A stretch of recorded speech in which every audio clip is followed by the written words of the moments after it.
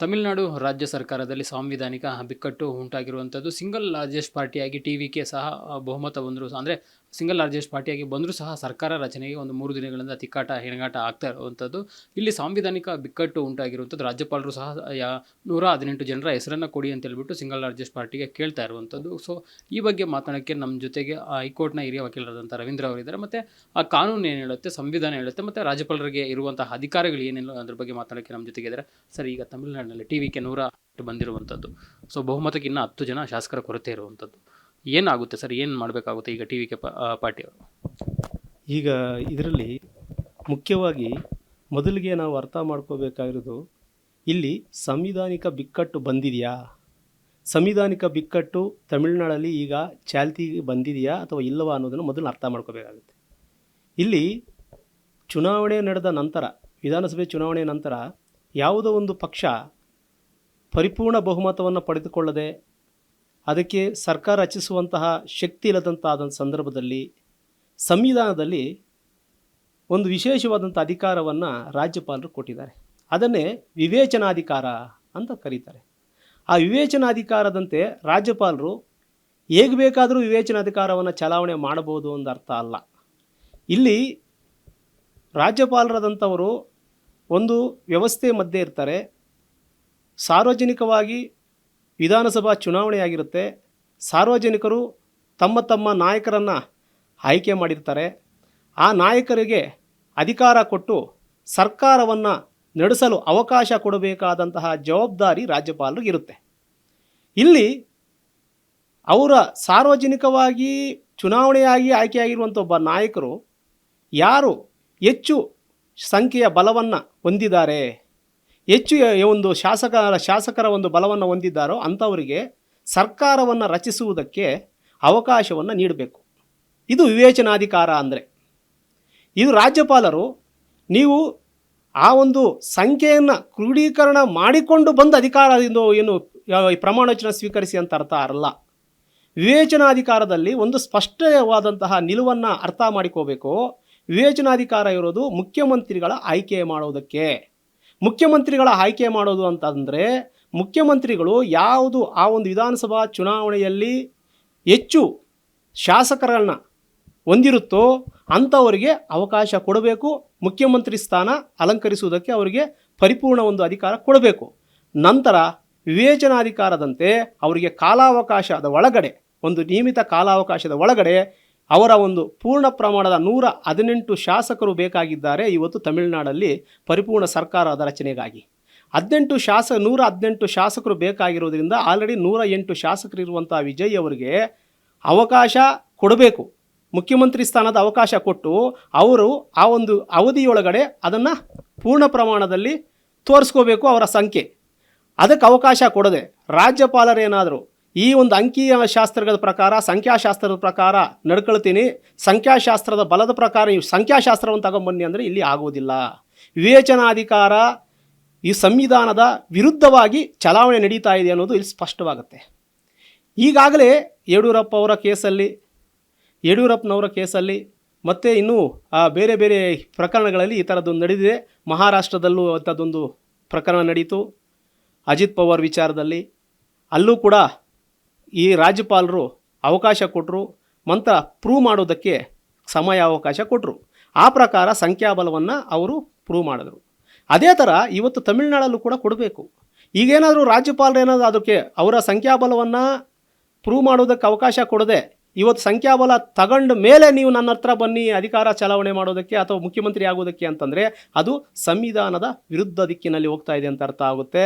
ಇವತ್ತು ನ್ಯಾಯಾಂಗದ ಮುಂದೆ ಇದು ಪ್ರಶ್ನೆ ಆದಾಗ ಈ ರಾಜ್ಯಪಾಲರನ್ನ ಚೀಮಾರೆ ಹಾಕುವಂತಹ ಪ್ರಸಂಗ ಹೆಚ್ಚು ಕಾಣ್ತಾ ಇದೆ. ಸರ್, ಹಿಂಗೆ ನೀವು ಹೇಳ್ತಾ ಇದ್ರಿ ಮಹಾರಾಷ್ಟ್ರದ ಪ್ರಕರಣ ಇರ್ಬೋದು ಮತ್ತು ನಮ್ಮ ರಾಜ್ಯ ಯಡಿಯೂರಪ್ಪ ಅವರ ಪ್ರಕರಣ. ಇಲ್ಲಿ ಮೊದಲು ಅವರಿಗೆ ಒಂದು ಮುಖ್ಯಮಂತ್ರಿಯಾಗಿ ಪ್ರಮಾಣ ವಚನ ಸ್ವೀಕಾರ ಮಾಡಿ ಅಂತ ಹೇಳ್ಬಿಟ್ಟು ಆನಂತರ ಫ್ಲೋರಲ್ಲಿ ಟೆಸ್ಟ್ಗೆ ಅವಕಾಶ ಕೊಡ್ತಾರೆ. ಸಂವಿಧಾನದಲ್ಲಿ ಮತ್ತು ಕಾನೂನಿನಲ್ಲಿ ಇರುವಂಥದ್ದು ಎಲ್ಲದೂ ಒಂದೇ. ಬಟ್ ರಾಜ್ಯಪಾಲರು ಇಲ್ಲಿ ಒಂದು ರೀತಿ ಬೇರೆ ರೀತಿಯಾಗಿ ನಡ್ಕೊತಾ ಇದ್ದಾರೆ. ಇದು ಒಂದು ರೀತಿ ರಾಜ್ಯಪಾಲರ ವಿರುದ್ಧ ಕೋರ್ಟಲ್ಲಿ ಹೋದರೆ ಕೋರ್ಟಲ್ಲಿ ಏನಾಗ್ಬೋದು ಸರ್? ನೋಡಿ, ಸಂವಿಧಾನದ ಒಂದು ಅನುಚ್ಛೇದಗಳ ಪ್ರಕಾರ ರಾಜ್ಯಪಾಲರು ನಡ್ಕೊಳ್ಳುವಂತಹ ವಿಧಾನ ಇಲ್ಲಿ ಪ್ರಮುಖವಾಗಿರುತ್ತೆ.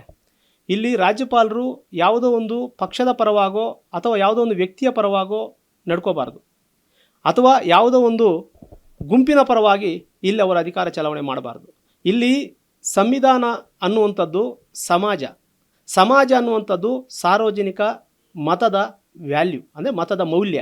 ಇಲ್ಲಿ ಮತದ ಮೌಲ್ಯದಂತೆ ಪ್ರಜಾಪ್ರಭುತ್ವ ವ್ಯವಸ್ಥೆಯಲ್ಲಿ ಪ್ರತಿಯೊಬ್ಬ ಪ್ರಜೆಗೂ ಕೂಡ ತನ್ನ ನಾಯಕನನ್ನು ಆಯ್ಕೆ ಮಾಡಿಕೊಂಡು ನಿಯಮಿತವಾಗಿ ನಿಯಮಾವಳಿಯಂತೆ ನಿಯಮದ ಒಂದು ಗಳಿಗೆ ಒಳಗಡೆ ಅಧಿಕಾರವನ್ನು ಒಬ್ಬ ನಾಯಕನಿಗೆ ಕೊಟ್ಟು ಒಂದು ಸರ್ಕಾರವನ್ನು ರಚನೆ ಮಾಡಿಸಿಕೊಳ್ಳುವಂತಹ ಒಂದು ಸಾರ್ವಜನಿಕ ಅಧಿಕಾರ ಇದೆ. ಸಾರ್ವಜನಿಕನಿಗೆ ಈ ಪ್ರಜಾಪ್ರಭುತ್ವದಲ್ಲಿ ಡಾಕ್ಟರ್ BR ಅಂಬೇಡ್ಕರ್ ಅವರ ಒಂದು ಸಮಿತಿ ಏನಿತ್ತು, ಆ ಕರಡು ಸಮಿತಿ ರಚನೆ ಮಾಡಬೇಕಾದರೆ ಸಂವಿಧಾನವನ್ನು ತುಂಬ ಸ್ಪಷ್ಟವಾಗಿ, ನಿಖರವಾಗಿ, ಯಾವುದೇ ಗೊಂದಲಗಳಿಲ್ಲದೆ ಸ್ಪಷ್ಟ ನಿಲುವಿನಿಂದ ಅನುಚ್ಛೇದಗಳನ್ನು ಪ್ರತಿಯೊಂದು ವಿವರಿಸಿದ್ದಾರೆ. ಆ ಅನುಚ್ಛೇದಗಳನ್ನು ಸರಿಯಾದ ಕ್ರಮದಲ್ಲಿ ಓದಿದ ಪಕ್ಷದಲ್ಲಿ ಸಂವಿಧಾನದ ವಿರುದ್ಧ ಹೋಗುವುದಕ್ಕೆ ಯಾವ ರಾಜ್ಯಪಾಲರಿಂದಲೂ ಸಾಧ್ಯವಾಗುವುದಿಲ್ಲ. ಅದು ರಾಜ್ಯಪಾಲರೆನ್ನುವರು ಕೇವಲ ಒಬ್ಬ ಪಾಲನೆ ಮಾಡುವಂತಹ ಒಂದು ಅಧಿಕಾರ ಇರುವಂಥ ವ್ಯಕ್ತಿ ಅಷ್ಟೇ. ಆ ರಾಜ್ಯಪಾಲರು ಸಮಾಜಕ್ಕಿಂತ ದೊಡ್ಡವರಲ್ಲ, ರಾಜ್ಯಪಾಲರು ಪ್ರಜಾಪ್ರಭುತ್ವಕ್ಕಿಂತ ದೊಡ್ಡವರಲ್ಲ. ಪ್ರಜಾಪ್ರಭುತ್ವದ ಭಾಗವಾಗಿ ರಾಜ್ಯಪಾಲರು ಕಾರ್ಯನಿರ್ವಹಿಸಬೇಕು. ಇವತ್ತೊಂದು ಸಂಸ್ಥೆಯ ಪರವಾಗೋ, ಒಂದು ಗುಂಪಿನ ಪರವಾಗೋ ಅಥವಾ ಒಂದು ಪಕ್ಷದ ಪರವಾಗೋ ರಾಜ್ಯಪಾಲರು ವರ್ತನೆ ಮಾಡ್ತಾ ಇದ್ದಾರೆ ಅಂತ ಅನಿಸ್ತಾ ಇದೆ ನನಗೆ ತಮಿಳುನಾಡಲ್ಲಿ. ಯಾಕಂದರೆ ತಮಿಳುನಾಡಲ್ಲಿ ವಿಜಯ್ ಅವರಿಗೆ 108 ಮತಗಳು ಏನು ಶಾಸಕರ ಬಲ ಇದ್ದುಕೊಂಡು ಕೂಡ ಅವ್ರಿಗೆ ಅವಕಾಶ ಕೊಟ್ಬಿಡಬೇಕು. ನೋಡಪ್ಪ, ನೀನು ಮುಖ್ಯಮಂತ್ರಿ ಸ್ಥಾನವನ್ನು ಅಲಂಕರಿಸು, ನೀನು ಇಷ್ಟು ದಿನದೊಳಗಡೆ ನಿನ್ನ ಒಂದು ನಿಯಮಿತವಂತ ಏನು 118 ಶಾಸಕರ ಸ್ಥಾನದ ಒಂದು ಬಲ ಬೇಕು, ಆ ಬಲವನ್ನು ನೀವು ತೋರಿಸಿ ಅಂತ ಹೇಳಬೇಕು. ಆಗ ಮಾತ್ರ ಈ ರಾಜ್ಯಪಾಲರ ನಡೆ ಸಂವಿಧಾನಿಕವಾಗಿದೆ ಅಂತ ಅರ್ಥ. ಅದೇ ಅವ್ರು ಏನಾದ್ರು ಈಗ ನ್ಯಾಯಾಂಗಕ್ಕೆ ಹೋದರೆ, ಅಂದರೆ ಹೈಕೋರ್ಟ್ಗೆ ಹೋಗಿ ಈ ಒಂದು ಸಂವಿಧಾನಿಕ ಬಿಕ್ಕಟ್ಟಿನ ಪ್ರಶ್ನೆ ಬಂದಾಗ ಇವೆಲ್ಲವೂ ಚರ್ಚೆಗೆ ಬರುತ್ತೆ. ಸಂವಿಧಾನದ ಎಲ್ಲ ಅನುಚ್ಛೇದಗಳ ಬಗ್ಗೆ ವಿವರವಾದಂಥ ಒಂದು ವಾದ ವಿವಾದಗಳು ನಡೆದಾಗ ಸ್ಪಷ್ಟವಾಗಿ ಗೊತ್ತಾಗುವುದೇನೆಂದರೆ ರಾಜ್ಯಪಾಲರು ಯಾರೋ ಒಬ್ಬರ ಪರವಾಗಿ ನಿಂತು ಕೆಲಸ ಮಾಡ್ತಾ ಇದ್ದಾರೆ ಅನ್ನೋದನ್ನು ಇಲ್ಲಿ ಸ್ಪಷ್ಟವಾಗಿ ತೋರಿಸ್ಬೇಕಾಗತ್ತೆ. ಸರ್, ಈಗ ಬಹುಮತ ಸಾಬೀತುಪಡಿಸುವಂಥದ್ದು ವಿಧಾನಸಭೆಯಲ್ಲ ಅಥವಾ ರಾಜ್ಯಪಾಲರ ಮುಂದೆನೇ. ಯಾಕಂದರೆ ರಾಜ್ಯಪಾಲರು 118 ಜನರ ಹೆಸರನ್ನು ಕೊಡಿ ಅಥವಾ ಯಾರ್ಯಾರಿದ್ದಾರೆ ಅದನ್ನು ಹೆಸರಿನ ಸಹಿಗಳನ್ನು ಕೊಡಿ ಅಂತ ಹೇಳ್ತಾರೆ. ಈ ರೀತಿ ಸಂವಿಧಾನದಲ್ಲಿ ಅವಕಾಶ ಇದೆಯಾ ರಾಜ್ಯಪಾಲರು ಕೇಳೋಕ್ಕೆ? ತಪ್ಪು. ರಾಜ್ಯಪಾಲರು ತನ್ನ ಮುಂದೆ ಬಂದು 118 ಜನರ ಒಂದು ಹೆಸರುಗಳನ್ನು ಕೊಡಿ ಅಂತಂದರೆ ಈ ಸಮಯ ಅದಲ್ಲ. ಇದು ಯಾವುದೇ ಪಕ್ಷಕ್ಕೆ ಬಹುಮತ ಇಲ್ಲದೇ ಇರುವಂಥ ಸಂದರ್ಭ. ಯಾವುದೇ ಪಕ್ಷಕ್ಕೆ ಬಹುಮತ ಇಲ್ಲದಿರುವ ಸಂದರ್ಭದಲ್ಲಿ ವಿವೇಚನಾಧಿಕಾರ ಇದೆ ಅಂದ ತಕ್ಷಣ ಆ ವಿವೇಚನಾ ಶಕ್ತಿಯನ್ನು ವಿರುದ್ಧ ದಿಕ್ಕಿನಲ್ಲಿ ಬಳಸ್ಕೋಬಾರ್ದು. ಇಲ್ಲಿ ರಾಜ್ಯಪಾಲರು ವಿಧಾನಸಭೆಯಲ್ಲಿ ಅದಕ್ಕೆ ಹಕ್ಕು ಮಂಡನೆಗೆ ಅವಕಾಶ ಕೊಡಬೇಕು. ರಾಜ್ಯಪಾಲರು ತನ್ನ ಒಂದು ರಾಜ್ಯಪಾಲರ ಒಂದು ಕಚೇರಿಯಲ್ಲಿ ಕುಂತು ಲೀಸ್ಟ್ ಎತ್ಕೊಂಬ ಅಂದರೆ ಹೆಂಗೆ ಎತ್ಕೊಂಬರ್ತಾರೆ? ಏನು ಕೋರ್ಟ್ಗಳನ್ನು ಶಾಸಕರನ್ನು ಕದ್ಕೊಂಬರೋಕ್ಕಾಗುತ್ತಾ? ಅಥವಾ ಶಾಸಕರನ್ನು ಆಮಿಷ ಒಡ್ಡಿ ರಾತ್ರೋರಾತ್ರಿ ಕನ್ವರ್ಟ್ ಮಾಡ್ಕೊಂಬರೋಕ್ಕಾಗುತ್ತಾ? ಅಂದರೆ ಇದರ ಅರ್ಥ ಏನಂತಂದರೆ ರಾಜ್ಯಪಾಲರು ರಾಜ್ಯಪಾಲರು ಒಂದು ಅವಕಾಶ ಕೊಡ್ತಾ ಇದ್ದಾರೆ. ಯಾರಿಗೆ? ಏನು ಲಾರ್ಜೆಸ್ಟ್ ಪಾರ್ಟಿಗೆ. ಏನು ಅವಕಾಶ ಅಂದರೆ, ನೀನು ಆಮಿಷ ಒಡ್ತೀಯೋ, ಯಾರನ್ನ ಪರ್ಚೇಸ್ ಮಾಡ್ಕೊತೀಯೋ, ಕುದುರೆ ವ್ಯಾಪಾರ ಮಾಡ್ತೀಯೋ, ಒಟ್ಟಿನಲ್ಲಿ ನನಗೆ ಲೀಸ್ಟ್ ಎತ್ಕೊಬಂದು ನನ್ನ ಮುಂದೆ ಕೊಡು, ಆವಾಗ ಮುಖ್ಯಮಂತ್ರಿ ಆಗು ಅನ್ನುವಂಥ ಒಂದು ಮಾತಿದೆಯಲ್ಲ, ಇದು ಪ್ರಜಾಪ್ರಭುತ್ವದ ವಿರುದ್ಧ ದಿಕ್ಕಿನಲ್ಲಿ ಆಡುತ್ತಿರುವಂಥ ಮಾತು. ಪ್ರಜಾಪ್ರಭುತ್ವದಲ್ಲಿ ಹಕ್ಕು ಮಂಡನೆಗೆ ಅವಕಾಶ ಇರುವಂಥದ್ದು ವಿಧಾನಸಭೆ ಈ ಜಂಟಿ ಅಧಿವೇಶನದಲ್ಲಿ ಇಟ್ಟು ಯಾರು ಅಲ್ಲಿ ಹಕ್ಕು ಮಂಡನೆ ಮಾಡಿ ಮತಗಳನ್ನು ಹೆಚ್ಚು ತಗೊಳ್ತಾರೋ ಅಲ್ಲಿ ಆ ಒಂದು ಬಲವನ್ನು ನೋಡಿ ಮುಖ್ಯಮಂತ್ರಿ ಸ್ಥಾನ ಮುಂದುವರಿಸ್ತಾರೆ. ಇಲ್ಲ ಅಂದರೆ ಮುಖ್ಯಮಂತ್ರಿ ಸ್ಥಾನಕ್ಕೆ ಈಗ ಯಡಿಯೂರಪ್ಪನವರು ರಾಜೀನಾಮೆ ಕೊಟ್ಟು ಬರಲಿಲ್ವೇ, ಅದೇ ಥರ ರಾಜೀನಾಮೆ ಕೊಡಬೇಕಾಗತ್ತೆ. ಅದಕ್ಕೆ ಹಕ್ಕು ಮಂಡನೆಗೆ ಅವಕಾಶ ವಿಧಾನಸಭೆಯಲ್ಲಿ ಕೊಡಬೇಕು, ರಾಜ್ಯಪಾಲರ ಕಚೇರಿಯಲ್ಲ. ಸರ್, ಈಗ 108 ಜನ ಏನು ಶಾಸಕರಿದ್ದಾರೆ TVK ಪಕ್ಷದವರು, ಅವರೇನಾದರೂ ಒಮ್ಮೆ ಈಗ ಎಲ್ಲರೂ ರಾಜೀನಾಮೆ ಕೊಟ್ಟರೆ ಮುಂದೆ ಏನಾಗುತ್ತೆ ತಮಿಳುನಾಡಿನ ಪರಿಸ್ಥಿತಿ? ಮತ್ತೆ ಚುನಾವಣೆ ಆಗುತ್ತಾ ಅಥವಾ ಏನು ಮಾಡ್ತಾರೆ ರಾಜ್ಯಪಾಲರು? ನೋಡಿ, ಇದು ಪ್ರಮುಖವಾದಂಥ ಪ್ರಶ್ನೆ. ಸಂವಿಧಾನಿಕ ಬಿಕ್ಕಟ್ಟು ಅಂದರೆ ಇಂಥ ಸಂದರ್ಭ ಸೃಷ್ಟಿಯಾಗುತ್ತೆ. ಹೆಂಗಂದರೆ ರಾಜ್ಯಪಾಲರಿಗೂ ಯಾರಿಗೂ ಅವಕಾಶ ಕೊಡದೆ ಯಾರನ್ನೂ ಕೂಡ ನೀನು ಮುಖ್ಯಮಂತ್ರಿ ಬಾಪ ನಿಂತ್ಕೋ, ನೀನು ನಿನ್ನ ಒಂದು ಶಾಸಕರ ಒಂದು ಬಲವನ್ನು ತೋರಿಸಿ ನೀನು ಮುಖ್ಯಮಂತ್ರಿ ಸ್ಥಾನ ಉಳಿಸ್ಕೋ, ಸರ್ಕಾರವನ್ನು ರಚನೆ ಮಾಡೋದಕ್ಕೆ ಅವಕಾಶ ಕೊಡದೆ ಹಿಂಗೆ ಕಾಲಹರಣ ಮಾಡಿಕೊಂಡೋದ್ರೆ ಪ್ರತಿ ದಿನವೂ ಪ್ರತಿ ಕ್ಷಣವೂ ಈ ಒಂದು ಸಾರ್ವಜನಿಕರ ಮಾನವ ಹಕ್ಕಿನ ಉಲ್ಲಂಘನೆ ಆಗುತ್ತೆ, ಮೂಲಭೂತ ಹಕ್ಕಿನ ಉಲ್ಲಂಘನೆ ಆಗುತ್ತೆ. ಸರ್ಕಾರವನ್ನು ನಡೆಸ್ಕೋಬೇಕಾದಂಥ ಒಂದು ಮೂಲಭೂತ ಹಕ್ಕು ಮನುಷ್ಯನ ಒಂದು ಮೂಲಭೂತ ಹಕ್ಕು, ಈ ಒಂದು ಮತದಾರರ ಮೂಲಭೂತ ಹಕ್ಕನ್ನು ಉಲ್ಲಂಘನೆ ಆಗುತ್ತಾ ಹೋದರೆ ಅದು ಎಷ್ಟರ ಮಟ್ಟಿಗೆ ನ್ಯಾಯಕ್ಕೆ ಮತ್ತು ಸಮಾಜಕ್ಕೆ ಸೂಕ್ತವಾಗಿದ್ದೆ ಅನ್ನೋದಂತ ಇಲ್ಲಿ ರಾಜ್ಯಪಾಲರು ಪರಿಗಣನೆಗೆ ತಗೋಬೇಕಾಗತ್ತೆ. ಇಲ್ಲಿ ನ್ಯಾಯಾಂಗ ವ್ಯವಸ್ಥೆ ಮಧ್ಯೆ ಬರಬೇಕು. ಇಲ್ಲಿ ಸಂವಿಧಾನಿಕ ಬಿಕ್ಕಟ್ಟು ಬರೋದಕ್ಕೆ ಅವಕಾಶ ಕೊಡಬಾರ್ದು. ಯಾವಾಗ ಅಂದರೆ ಇವಾಗ ಏನೋ ಅದು ಅಕಸ್ಮಾತ್ ಇವರು ಏನಾದರೂ 108 ಜನರನ್ನು ಪಡೆದುಕೊಂಡಿರುವಂಥ ಲಾರ್ಜೆಸ್ಟ್ ಪಾರ್ಟಿಗೆ ಸರ್ಕಾರ ರಚನೆಗೆ ಅವಕಾಶ ಕೊಡಲಿಲ್ಲ ಅಂದರೆ ಅದೇನಾಗುತ್ತೆ, ಉಳಿದಂಥ ಪಾರ್ಟಿಗಳಿಗೆ ಸರ್ಕಾರ ರಚನೆ ಮಾಡೋದಕ್ಕೆ ಅವಕಾಶ ಇರುವುದಿಲ್ಲ. ಆಗ ಏನುತ್ತೆ, ರಾಷ್ಟ್ರಪತಿ ಆಡಳಿತವನ್ನು ಜಾರಿಗೆ ತರಬೇಕಾಗತ್ತೆ. ಈ ಒಂದು ಪ್ರಜಾಪ್ರಭುತ್ವದ ವಿರುದ್ಧ ದಿಕ್ಕಿನಲ್ಲಿ ಹೋಗಬೇಕಾಗತ್ತೆ. ರಾಷ್ಟ್ರಪತಿ ಆಡಳಿತ ಪ್ರಜಾಪ್ರಭುತ್ವ ವ್ಯವಸ್ಥೆಯಲ್ಲ. ರಾಷ್ಟ್ರಪತಿ ಆಡಳಿತ ಪ್ರಜಾಪ್ರಭುತ್ವ ವ್ಯವಸ್ಥೆಯ ವಿರುದ್ಧ ದಿಕ್ಕಿನಲ್ಲಿರುವಂತಹ ಒಂದು ಅಧಿಕಾರ. ಇಲ್ಲಿ ಪ್ರಜೆಗಳು ಮತ ಹಾಕಿ ಶಾಸಕರನ್ನು ಆಯ್ಕೆ ಮಾಡಿ ನಾಯಕರನ್ನಾಗಿ ಕಳಿಸಿದ ಮೇಲೆ ಈ ಒಂದು ಸಂವಿಧಾನಿಕ ಬಿಕ್ಕಟ್ಟನ್ನು ರಾಜ್ಯಪಾಲರೇ ಸೃಷ್ಟಿ ಮಾಡುವಂಥದ್ದು ಇದು ಪ್ರಜಾಪ್ರಭುತ್ವದ ವಿರುದ್ಧ ದಿಕ್ಕಿನಲ್ಲಿರುವಂಥ ತಂತ್ರ ಅಂತ ಇದು ಪರಿಗಣಿಸಬೇಕಾಗುತ್ತೆ. ಸರ್, ಕೆಲವೊಂದು ರಾಜ್ಯಗಳಲ್ಲಿ ರಾಜ್ಯಪಾಲರು ಒಂದು ರೀತಿ ಬೇರೆ ರೀತಿಯನ್ನು ವರ್ತನೆ ಮಾಡ್ತಾ ಇದ್ದಾರೆ. ಇಲ್ಲೂ ತಮಿಳುನಾಡು ಸಹ ಆಗ್ತಿರೋದಂತೂ ವಿಪಕ್ಷಗಳಿರ್ಬೋದು ಮತ್ತು ಬೇರೆ ಬೇರೆ ಪಕ್ಷಗಳು ಟೀಕೆಯನ್ನು ಮಾಡ್ತಾ ಇರುವಂಥದ್ದು. ಈಗ ಒಂದು ವೇಳೆ ಏನಾದರೂ ತಮಿಳುನಾಡಲ್ಲಿ ರಾಷ್ಟ್ರಪತಿಗಳ ಆಡಳಿತ ಬಂದರೆ, ಆಳ್ವಿಕೆ ಬಂದರೆ ಮುಂದೆ ಎಲೆಕ್ಷನ್ ಆಗುತ್ತೆ. ಈಗ ಏನು ಯಾವ ರೀತಿ ಶಿಫಾರಸ್ ಮಾಡ್ತಾರೆ ಇವರು? ಓನಾಗಿ ಏನೋ ಡಿಸಿಷನ್ ತೊಗೋಬೋದಾ ರಾಜ್ಯಪಾಲರು? ಯಾರೂ ಬರ್ತಾ ಇಲ್ಲ, ಸಾಬೀತುಪಡಿಸ್ತಾ ಇಲ್ಲ ಅಂತ, ಅಥವಾ ಒಂದು ಚಾನ್ಸ್ ಕೊಡಬೇಕಾಗುತ್ತೆ ಸರ್? ನನ್ನ ಪ್ರಕಾರ ತಮಿಳುನಾಡಲ್ಲಿ ರಾಷ್ಟ್ರಪತಿ ಆಡಳಿತ ಬರೋದಿಲ್ಲ. ಯಾಕೆ ಬರೋದಿಲ್ಲ ಅಂದರೆ ಇಲ್ಲಿ ಈ ತ್ರಿಕೋನ ಸ್ಪರ್ಧೆ ಇದೆ. ಏನು ಆಡಳಿತ ಚುಕ್ಕಾಣಿ ಹಿಡಿಯೋದಕ್ಕೆ ತ್ರಿಕೋನ ಸ್ಪರ್ಧೆ ಹೆಂಗಿದೆ ಅಂದರೆ, ಕೆಲವರು ಕೋಮುವಾದಿ ಪಕ್ಷ ಅಂತ ಇನ್ನೊಬ್ಬರು ಟೀಕೆ ಮಾಡೋದು, ಇನ್ನೊಬ್ಬರು ಯಾರೋ ಒಂದು ಸಮುದಾಯದ ಪರವಾಗಿ ನಿಂತಿರುವಂಥ ಪಕ್ಷ ಅಂತ ಇನ್ನೊಬ್ಬರು ಟೀಕೆ ಮಾಡುವಂಥದ್ದು, ಅವ್ರ ಜೊತೆ ಹೋಗಬೇಡಿ ನಮ್ಮ ಜೊತೆ ಬನ್ನಿ, ಅವ್ರ ಜೊತೆ ಹೋಗಬೇಡಿ ನಮ್ಮ ಜೊತೆ ಬನ್ನಿ ಅನ್ನುವಂಥದ್ದು. ಇವೆಲ್ಲ ಸೇರಿಕೊಂಡಾಗ ಏನಾಗುತ್ತೆ, ಯಾರೋ ಒಬ್ಬರು, ಈಗ ಅಣ್ಣಾ DMK ಆಗ್ಬೋದು ಅಥವಾ DMK ಆಗ್ಬೋದು, ಯಾರೋ ಒಬ್ಬರು TVK ಜೊತೆ ಸೇರಿಕೊಂಡು ಪಕ್ಷ ಮಾಡ್ಬೋದು. ಪಕ್ಷ ನಾವು ಮಾಡೋದೇ ಇಲ್ಲ ಅನ್ನುವಂಥದ್ದು ಸಾಧ್ಯನೇ ಇಲ್ಲ. ಇಲ್ಲಿ ಸಂವಿಧಾನಿಕ ಬಿಕ್ಕಟ್ಟು ಏನು, ರಾಷ್ಟ್ರಪತಿ ಆಡಳಿತ ಜಾರಿಗೆ ತಂದರೆ ಒಂದು 6 ತಿಂಗಳು ಮತ್ತೆ 6 ತಿಂಗಳು ಮತ್ತೆ ಚುನಾವಣೆ ಮಾಡಬೇಕು. ಚುನಾವಣೆ ಮಾಡಬೇಕಾದ್ರೆ ಚುನಾವಣಾ ವೆಚ್ಚ ಎಲ್ಲಿಂದ ತರಬೇಕು? ಸಾರ್ವಜನಿಕರಿಂದ ತರಬೇಕು. ಸಾರ್ವಜನಿಕ ಕಷ್ಟಪಟ್ಟು ದುಡಿದು ಟ್ಯಾಕ್ಸ್ ಕಟ್ಟಿ ಎಲ್ಲ ಮಾಡಿ ಮತ್ತೆ ಇವರು ಮಾಡುವಂತಹ ತಂತ್ರ ಕುತಂತ್ರ ಹವ್ಯಾಚಾರಗಳಿಗೆ ಮತ್ತೆ ಸಾರ್ವಜನಿಕ ದುಡ್ಡನ್ನು ಪೋಲ್ ಮಾಡೋದು ಎಷ್ಟು ಸರಿ? ಇದನ್ನು ನಾವು ಪರಿಗಣಿಸಿ ಸಾರ್ವಜನಿಕ ದುಡ್ಡನ್ನು ಪೋಲ್ ಮಾಡಬಾರ್ದು, ಸಾರ್ವಜನಿಕರ ಹಿತಾಸಕ್ತಿಯನ್ನು ಇದೆ ಅನ್ನೋದಾದರೆ ಇಲ್ಲಿ ನೀವು ಲಾರ್ಜೆಸ್ಟ್ ಹೇಳುವಂಥದ್ದು ಸಂವಿಧಾನಿಕ ವ್ಯವಸ್ಥೆ ಹೇಳುವಂಥದ್ದು, ಈ ಒಂದು ಸಂವಿಧಾನದಲ್ಲಿ ಏನು ಹೆಚ್ಚು ಶಾಸಕರ ಮತಗಳನ್ನು ಹೊಂದಿರುವಂತಹ ಒಂದು ಪಕ್ಷಕ್ಕೆ ಅವಕಾಶ ಕೊಡುವಂಥದ್ದು ಸರಿಯಾದಂಥ ಕ್ರಮ. ಇಲ್ಲಿ ರಾಷ್ಟ್ರಪತಿ ಆಡಳಿತ ಬರುವುದಕ್ಕೆ ಕಾರಣ ಪಕ್ಷಗಳಲ್ಲ, ರಾಷ್ಟ್ರಪತಿ ಆಡಳಿತ ಬರೋದಕ್ಕೆ ಕಾರಣ ರಾಜ್ಯಪಾಲರಾಗ್ತಾರೆ. ಆಗ ರಾಜ್ಯಪಾಲರೇ ಪರಿಪೂರ್ಣ ಹೊಣೆಯನ್ನು ಹೊಂದ್ಕೋಬೇಕಾಗತ್ತೆ. ರಾಜ್ಯಪಾಲರು ಸಮಾಜಕ್ಕೆ ಉತ್ತರ ಕೊಡಬೇಕಾಗತ್ತೆ, ಸಂವಿಧಾನಕ್ಕೆ ಉತ್ತರ ಕೊಡಬೇಕಾಗುತ್ತೆ. ರಾಜ್ಯಪಾಲರು ಈ ವ್ಯವಸ್ಥೆ, ಸಾಮಾಜಿಕ ವ್ಯವಸ್ಥೆಗೆ ವಿರುದ್ಧ ದಿಕ್ಕಿನಲ್ಲಿ ಚಲಾವಣೆ ಮಾಡೋದಂತಾಗುತ್ತೆ. ಹಾಗಾಗಿ ಲಾರ್ಜೆಸ್ಟ್ ಪಾರ್ಟಿ ಯಾವುದಿರುತ್ತೋ ಅಂಥವ್ರಿಗೆ ಏನು ಅವರ ಒಂದು ಬಲವನ್ನು ತೋರಿಸುವುದಕ್ಕೆ ವಿಧಾನಸಭೆಯಲ್ಲಿ ಅವಕಾಶ ಕೊಡಬೇಕು. ಸರ್, ಈಗ ತಮಿಳುನಾಡಲ್ಲಿ ಈಗ ಏನು ವಿಪಕ್ಷಗಳಿಗೆ ಏನಾದರೂ ಸರ್ಕಾರ ರಚನೆ ಮಾಡೋಕ್ಕೆ ಅವಕಾಶ ಇದೆಯಾ ಸರ್? ಈಗ DMK ಅವರು ಕೂಡ ಹೋಗ್ಬಿಟ್ಟು ನಾವು ಮಾಡ್ತೀವಿ ಅನ್ಬೋದು. ಅವರೊಂದು ಅಣ್ಣಾ DMK ಒಂದು DMK ಅವರು ನಾವಿಬ್ಬರು ಒಂದಾಗ್ಬಿಡ್ತೀವಿ ಅಂತಂದ್ರೂ ಕೂಡ ಯಾವುದೇ ರೀತಿಯಲ್ಲಿ ಇಲ್ಲಿ ಅನುಮಾನ ಏನಿಲ್ಲ. ವಿರುದ್ಧ ದಿಕ್ಕಿನಲ್ಲಿರುವಂಥ 2 ಪಕ್ಷಗಳು ಇವತ್ತು ನಮ್ಮ ಕರ್ನಾಟಕದಲ್ಲೇ ಆಯ್ತಲ್ಲ. ಲಾರ್ಜೆಸ್ಟ್ ಪಾರ್ಟಿ ಇದ್ದಂಥ ಕಾಂಗ್ರೆಸ್ಸನ್ನು ಮಣ್ಮುಗಿಸಿ BJP ಮತ್ತು JDS ಅವರು ಒಂದಾಗಲಿಲ್ವೇ? ಅದೇ ಥರ ಇಲ್ಲಿ ತಮಿಳುನಾಡಲ್ಲಿ ನಡೀತಾ ಇರೋದು. ಅದೇ ನೋಡಿ, ಯಾವುದೇ ಪಕ್ಷವನ್ನು ಟೀಕೆ ಮಾಡುವಂಥ ಉದ್ದೇಶ ನಂದಿಲ್ಲ. ಇಲ್ಲಿ ಪಕ್ಷ ಮೊದಲು ತನ್ನ ಸ್ವಾರ್ಥವನ್ನು ಬಿಟ್ಟು ಸಮಾಜದ ಹಿತಾಸಕ್ತಿಯ ಬಗ್ಗೆ ಅರ್ಥ ಮಾಡ್ಕೋಬೇಕು. ರಾಜಕೀಯ ಇಚ್ಛಾಶಕ್ತಿ ಇರಬೇಕು, ಸಾಮಾಜಿಕ ಇಚ್ಛಾಶಕ್ತಿ ಇರಬೇಕು. ಇಲ್ಲಿ ದೇಶದ ಒಂದು ಹಿತಾಸಕ್ತಿ ಇರಬೇಕು.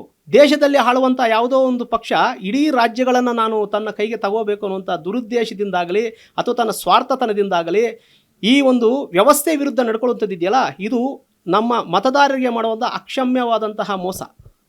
ಇಲ್ಲಿ ಲಾರ್ಜೆಸ್ಟ್ ಪಾರ್ಟಿ TVK ಇದೆ. ಇವತ್ತು ಲಾರ್ಜೆಸ್ಟ್ ಪಾರ್ಟಿ ಮಾಡೋಕ್ಕೆ ಬಿಟ್ಟುಬಿಡಬೇಕು. ಅವರು ಇಂಡಿಪೆಂಡೆಂಟ್ ಜನರನ್ನು ತಗೊಂಬರ್ತಾರೋ ಅಥವಾ ಪಕ್ಷದಲ್ಲಿರುವಂಥವ್ರು ಯಾರನ್ನ ತಗೊಂಬರ್ತಾರೋ ಅಥವಾ ಯಾರನ್ನು ತಗೊಂಬಂದು ಪ್ರೂವ್ ಮಾಡೋದಕ್ಕೆ ಅವಕಾಶ ಕೊಡಬೇಕು.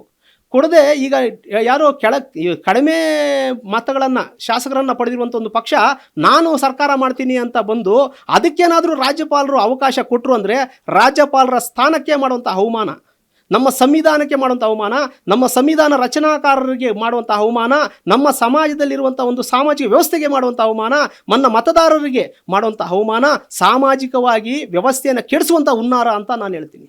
ಸರ್, ಈಗ ಎಸ್ ಆರ್ ಬೊಮ್ಮಾಯಿ ಪ್ರಕರಣದಲ್ಲಿ ಬಹುಮತವನ್ನು ವಿಧಾನಸಭೆಯಲ್ಲಿ ತೋರಿಸ್ಬೇಕು ಅನ್ನೋದು ಒಂದು ಸುಪ್ರೀಂ ಕೋರ್ಟ್ ಆರ್ಡರ್ ಇದೆ.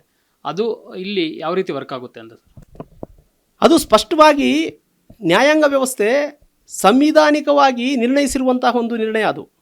ಅದು ಇವತ್ತಲ್ಲ, ಮುಂದಿನ ಕಾಲಘಟ್ಟದಲ್ಲೂ ಕೂಡ ಅದು ಎಲ್ಲರಿಗೂ ಕೂಡ ಅನ್ವಯ ಆಗುತ್ತೆ. ಯಾರೂ ಕೂಡ ಅದರ ವಿರುದ್ಧ ಹೋಗೋದಕ್ಕೆ ಸಾಧ್ಯ ಇಲ್ಲ. ಇವತ್ತು ಸಮಾಜ ಪ್ರೇರಿತವಾಗಿ ಬದುಕುವಂತಹ ನೆಲೆಯಲ್ಲಿ ಸಂವಿಧಾನದ ವಿರುದ್ಧವಾಗಿ ಹೋಗುವಾಗ ನ್ಯಾಯಾಂಗಗಳು ಇಲ್ಲಿ ಮಧ್ಯಪ್ರವೇಶ ಮಾಡುವಂತಹ ಅವಶ್ಯಕತೆ ಇದೆ. ಇಲ್ಲಿ ಎಸ್ ಆರ್ ಬೊಮ್ಮಾಯಿಯವರ ಪ್ರಕರಣದಲ್ಲಿ ಅವತ್ತು ನಡೆದಂಥ ಸಂವಿಧಾನಿಕ ಬಿಕ್ಕಟ್ಟಿನ ವಿಚಾರವಾಗಿ ಅಲ್ಲಿ ಸ್ಪಷ್ಟವಾಗಿ ಹೇಳಿದ್ದು, ರಾಜ್ಯಪಾಲರಿಗೆ ವಿವೇಚನಾಧಿಕಾರ ಇದೆ ನಿಜ, ಆದರೆ ವಿವೇಚನಾಧಿಕಾರವನ್ನು ಹೇಗೆ, ಎಲ್ಲಿ, ಯಾವಾಗ ಚಲಾವಣೆ ಮಾಡಬೇಕು ಅನ್ನೋದು ಸ್ಪಷ್ಟ ನಿಲುವನ್ನು ಅಲ್ಲಿ ಹೇಳ್ತಾ ಹೋಗ್ತಾರೆ. ಇಲ್ಲಿ ಸಂವಿಧಾನದಲ್ಲಿ ಒಂದು ವಿಧಾನಸಭೆಯಲ್ಲಿ ಹಕ್ಕು ಮಂಡನೆ ಮಾಡುವಂತಹ ಅಧಿಕಾರ ಹೆಚ್ಚು ಶಾಸಕರನ್ನು ಹೊಂದಿರುವಂತಹ ಒಂದು ಪಕ್ಷಕ್ಕಿದೆ. ಹಕ್ಕು ಮಂಡನೆ ಮಾಡೋದಕ್ಕೆ ಅವಕಾಶ ಕೊಡಬೇಕಾದಂಥದ್ದು ಈ ಒಂದು ಪರಿಪೂರ್ಣವಾದಂಥ ಹಕ್ಕು ಅವ್ರದ್ದು. ಇವತ್ತು ಎಸ್ ಆರ್ ಬೊಮ್ಮಾಯಿಯವರ ಪ್ರಕರಣ ಎಲ್ಲರಿಗೂ ಪಾಠ. ಅದು ಇವತ್ತು ತಮಿಳುನಾಡಲ್ಲೂ ಅನ್ವಯ ಆಗಬೇಕಾಗತ್ತೆ. ಇವತ್ತು ನಮ್ಮ ಕರ್ನಾಟಕದಲ್ಲಿ ಯಡಿಯೂರಪ್ಪನವ್ರ ವಿಚಾರದಲ್ಲಿ ಅವತ್ತು ಕಾಲಮಾನಕ್ಕೆ ಆದಂಥ ಸಂದರ್ಭದಲ್ಲಿ ಯಡಿಯೂರಪ್ಪನವರಿಗೆ ರಾಜ್ಯಪಾಲರು ಬನ್ನಿ ಅಂತ ಕಚೇರಿಯಲ್ಲಿ ಕೂರಿಸ್ಕೊಂಡು ನೀವು ಎತ್ಕೊಂಡ್ಬನ್ನಿ ನಂತರ ನೋಡ್ತೀನಿ ಅನ್ನಲಿಲ್ಲ. ಆವತ್ತಿನ ರಾಜ್ಯಪಾಲರು ಅವಕಾಶ ಕೊಟ್ಟರು, ವಿಧಾನಸಭೆಯಲ್ಲಿ ಅದನ್ನು ಸ್ಪಷ್ಟನೆ ಕೊಟ್ಟರು, ವಿಧಾನಸಭೆಯಲ್ಲಿ ಹಕ್ಕು ಮಂಡನೆಗೆ ಅವಕಾಶ ಕೊಟ್ಟರು. ಅದೇ ಥರ ಇವತ್ತು ತಮಿಳುನಾಡಲ್ಲಿ ಕೊಡಬೇಕು. ಕೊಡಲಿಲ್ಲ ಅಂತಂದರೆ ರಾಜ್ಯಪಾಲರ ಚೀಮಾರಿ ಆಗುತ್ತೆ. ಇಲ್ಲಿ ನಮ್ಮ ವ್ಯವಸ್ಥೆ ಏನು ಗೊತ್ತಾ, ನನಗೆ ಅರ್ಥ ಆಗಿರೋದು, ರಾಜಕಾರಣಿಗಳನ್ನು ಯಾವಾಗ ರಾಜ್ಯಪಾಲರು ಮಾಡೋಕ್ಕೆ ಹೊರಟವರು ಆವತ್ತೇ ಕೆಟ್ಟಿದೆ ನಮ್ಮ ವ್ಯವಸ್ಥೆ. ರಾಜ್ಯವನ್ನು ಆಳದಂಥ ರಾಜಕಾರಣಿಗಳು ಮುಖ್ಯಮಂತ್ರಿಗಳಾಗಿರ್ತಾರೆ, ಯಾವುದೋ ಒಂದು ಪಕ್ಷದ ಪರವಾಗಿ ಕೆಲಸ ಮಾಡಿರ್ತಾರೆ, ಯಾವುದೋ ಪಕ್ಷದಿಂದ ಫಲವನ್ನು ತಗೊಂಡಿರ್ತಾರೆ. ನಾಳೆ ರಾಜ್ಯಪಾಲರಾಗಿ ಅವರ ಪಕ್ಷದ ಹಿತಾಸಕ್ತಿಗೆ ಅನುಗುಣವಾಗಿ ನಡ್ಕೊಳ್ಳೋಕೆ ಪ್ರಯತ್ನ ಪಡ್ತಿರ್ತಾರೆ.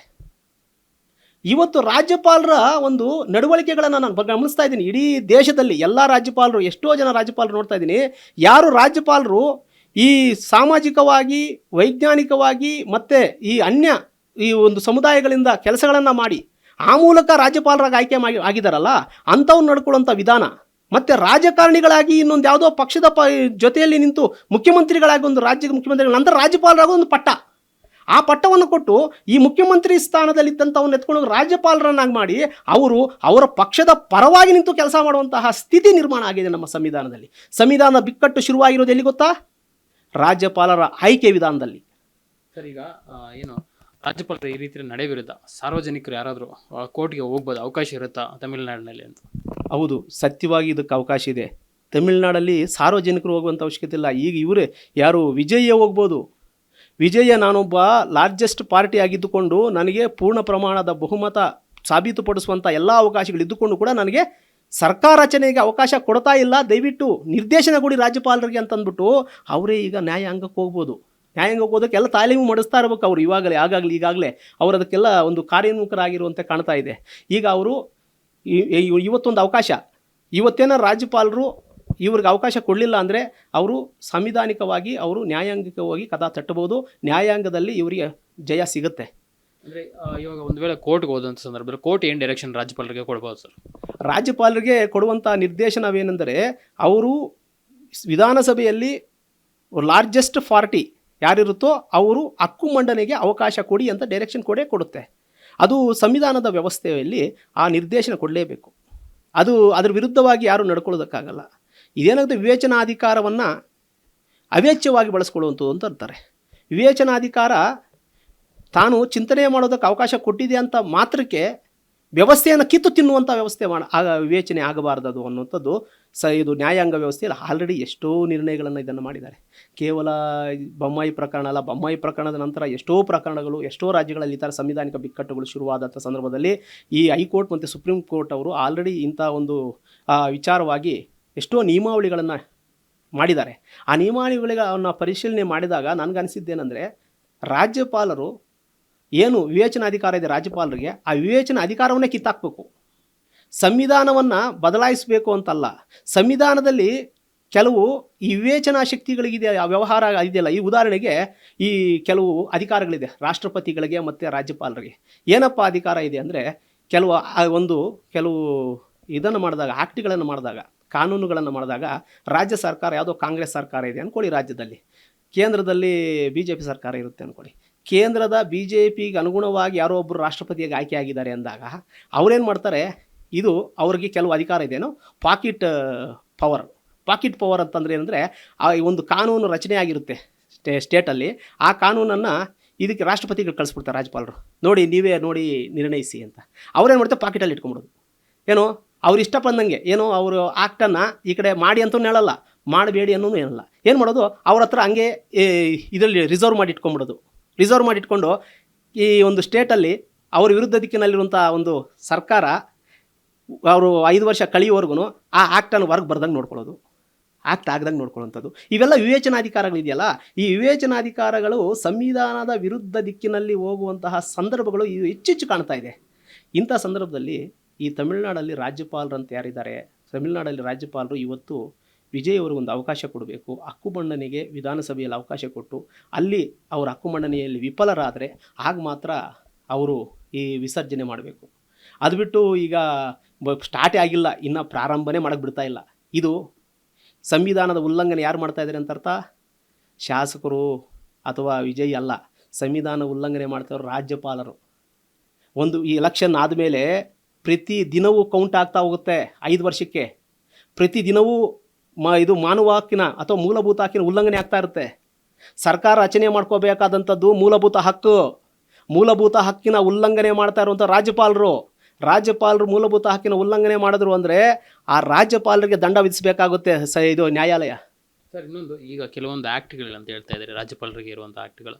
ಸುಪ್ರೀಂ ಕೋರ್ಟ್ ಏನಾದರೂ ಈ ರೀತಿ ಆ್ಯಕ್ಟ್ಗಳನ್ನು ರಾಜ್ಯಪಾಲರು ಬೇಗ ವಿಲೇವಾರಿ ಮಾಡಬೇಕು ಅನ್ನೋದ್ರ ಬಗ್ಗೆ ಏನಾದರೂ ನಿರ್ದೇಶನಗಳನ್ನು ಕೊಟ್ಟಿದೆಯಾ ಸರ್? ಯಾಕಂದರೆ ಕಳೆದ ಬಾರಿ ನಾವು ನೋಡ್ತಾ ಇದ್ದ ಸಂದರ್ಭದಲ್ಲಿ DMK ಸರ್ಕಾರ ಇದ್ದಾಗ ಅವರು ಸುಪ್ರೀಂ ಕೋರ್ಟ್ಗೆಲ್ಲ ಹೋಗಿದೆ ರಾಜ್ಯಪಾಲರ ವಿರುದ್ಧ. ಇದು ಏನು ಗೊತ್ತಾ, ಸಂವಿಧಾನದಲ್ಲಿ ಕೆಲವು ಈ ಸುಪ್ರೀಂ ಕೋರ್ಟೇ ನಿರ್ಣಯ ತಗೊಳಕ್ಕಾಗದೇ ಇರುವಂಥ ಕೆಲವು ಬಿಕ್ಕಟ್ಟುಗಳಿವೆ. ಎಂಥ ಬಿಕ್ಕಟ್ಟುಗಳು ಅಂದರೆ, ಈ ವಿವೇಚನೆ discretionary power of the government, discretionary power of the president. ಈ ಡಿಸ್ಕ್ರಿಷನರಿ ಪವರ್ ಅನ್ನೋ ಶಬ್ದ ಇದೆಯಲ್ಲ, ಆ ಶಬ್ದದಲ್ಲಿ ಈ ವ್ಯಾಖ್ಯಾನಗಳನ್ನು ಕೊಡ್ತಾ ಹೋದರೆ, ಈಗ ಆ ಶಬ್ದ ಡಿಸ್ಕ್ರಿಷನರಿ ಪವರ್ ಅನ್ನೋ ಶಬ್ದ ಇದೆಯಲ್ಲ, ಆ ಶಬ್ದಕ್ಕೆ ನಮ್ಮ CPCಯಲ್ಲಿ 151 ಇದೆ. 151 CPC ಅಂತಂದರೆ ಜಡ್ಜು ಅವರು ಸ್ವ ಇಚ್ಛಾ ನಿರ್ಣಯವನ್ನು ಏನು ಬೇಕಾದ ನಿರ್ದೇಶನ ಮಾಡ್ಬೋದು, ಅದರಲ್ಲಿ ವೈಡರ್ ಜ್ಯುರಿಡಿಕ್ಷನ್. ಅದೇ ಥರ ರಾಜ್ಯಪಾಲರು ಮತ್ತು ರಾಷ್ಟ್ರಪತಿಗಳಿಗೆ ವಿವೇಚನಾಧಿಕಾರ ಅಂತ ಏನು ಕೊಟ್ಟಿದ್ದೀವಿ, ಅದಕ್ಕೆ ವಿವಿಧ ಜಡ್ಜ್ಮೆಂಟ್ಗಳಲ್ಲಿ ವಿವಿಧ ರೀತಿ ವ್ಯಾಖ್ಯಾನಗಳನ್ನು ಕೊಟ್ಟಿದ್ದಾರೆ. ಅದು ಹೆಂಗಿರುತ್ತಂದರೆ, ಆ ಏನು ಪ್ರಕರಣ ಬಂದಿರುತ್ತೆ ಆ ಪ್ರಕರಣಕ್ಕೆ ಹೊಂದಿಕೊಳ್ಳುವಂತೆ ವಿವೇಚನಾಧಿಕಾರಕ್ಕೆ ಡಿಸ್ಕ್ರಿಪ್ಷನ್ ಕೊಟ್ಟಿರ್ತಾರೆ.